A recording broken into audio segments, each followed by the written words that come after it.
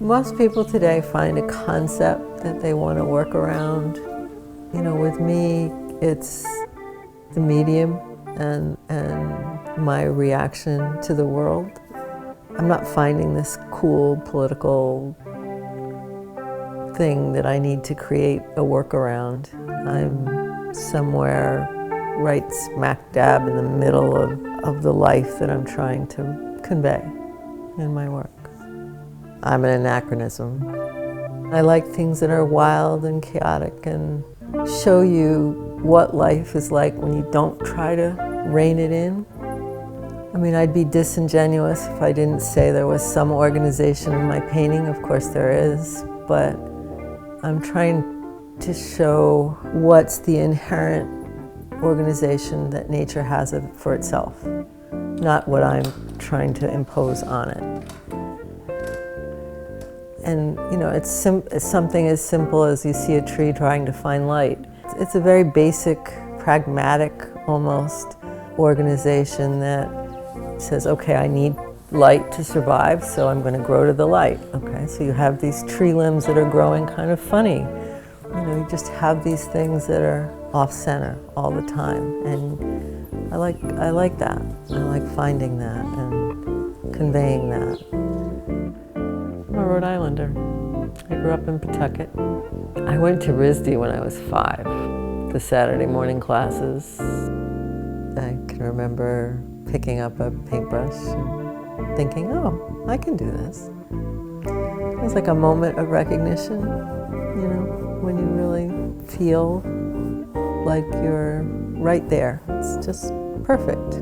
I work from a big circle and I kind of work in, and I think I do that for every painting, but I also do that for how I see, bringing the clarity in, you know, and distilling it down to its most essential pieces, finding that very pure note.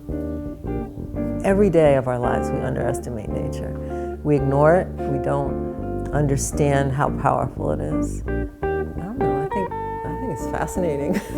All this stuff goes on and we're just little teeny specks, you know? So I kind of think this power that surges in the world that we're oblivious to, and the closer we get to technology, we get more and more oblivious.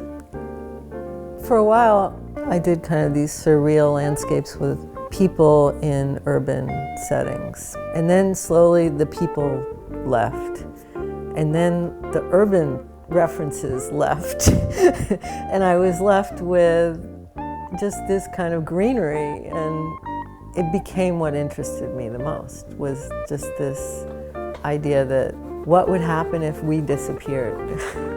What did the world look like before we came into it? There's a part of me that would have loved to seen what the landscape looked like then, before there was asphalt. I am a natural colorist. I mean, color comes easily to me. I don't really think about it at all. I see it. I think I see more color than some people, maybe because my vision is so bad, and so my work revolves around color. I'm slow. I probably do about 5 or 6 paintings a year. I paint in oil, on linen. I use any technique I've ever learned in my life. They're all fair game as far as I'm concerned. I steal readily ideas from other people. They know it. I try to keep it very, very thin initially, because I'm very interested in listening to the painting and seeing where it wants to take me versus where I may want to take it. I keep it as fluid as possible for a long time.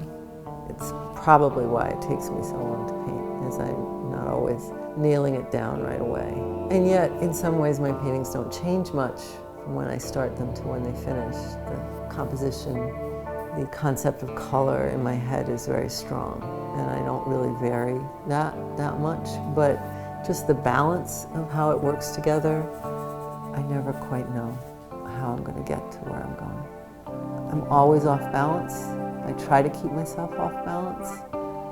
I don't want to repeat what I've done. I want to find new ways of getting places and new ways of doing things. So the act of painting informs my painting. I've been lucky most of my life. People have given me things, supported me in my creative searches. At some point, I wanted to give back, so I've tried to do things that further the creative community here. I mean, we have a very talented community here, and we don't take advantage of that. We don't collaborate that much. We don't, and it's hard. It's not an easy thing to do, but it's doable. A few artists and I were bemoaning the fact at the time there were not very many visual art galleries. It started out at Center City Artisans, and then we turned it into Center City Contemporary Arts because we had a gallery component as well. And we tried for about 10 years, I think. My husband and I published, created, designed, edited a magazine called Quicks for 9 years. And that specifically spoke to the idea that artists from different fields don't speak to each other. I thought it was a worthwhile venture, and I'm proud of that. Gallery night. Yeah, I'm the board chair for gallery night. We started with 9 galleries, and that was 96. And there are 26 today, 17 years later. And we run 9 months out of the year. It's not predictable in any way or form. And we have transportation, celebrity guides that lead some of the tours, and an educational component. It's kind of cool. The Mentor Project came about because I had that experience when I was younger. After I graduated RISD, it was a life changer for me. We put together a show connecting 5 older painters with 5 younger painters. It became quite clear to me that I was trying to recreate that model yet again in this show, and we did. I have no more projects on my plate right now. I want to be in my studio as much as I can. So that's kind of where I am right now. I'm not very good if I don't paint every few days at least. And most of the time I'm in my studio at least a few hours a day, if not the whole day. So I'm always looking for something a little better. And I don't know whether it's hubris to think that you can always make something better, or is it humility? But I will always try to make something better. I'm rarely satisfied. You don't stop painting, you know, it's like one single lifetime project, you know. There's no beginning and end, it just keeps going forever, and you eventually will get better if you keep at it.